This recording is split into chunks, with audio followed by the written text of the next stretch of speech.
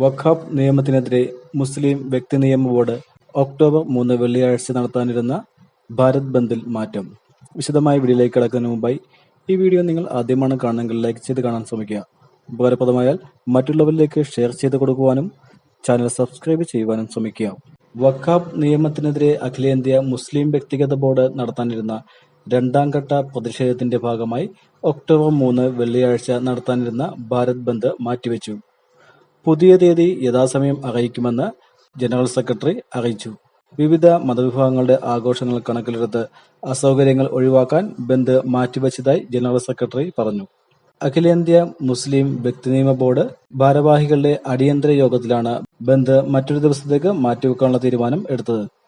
അഖിലേന്ത്യാ മുസ്ലിം വ്യക്തിനിയമ board chairman Maulana Khalid Saifullah റഹ്മാനിയുടെ അധ്യക്ഷതയിൽ ചേർന്ന യോഗത്തിൽ വിശദമായ ചർച്ചകൾക്ക് ശേഷം ബന്ദ് മാറ്റിവെക്കാൻ തീരുമാനിച്ചതായി സെക്രട്ടറി പറഞ്ഞു.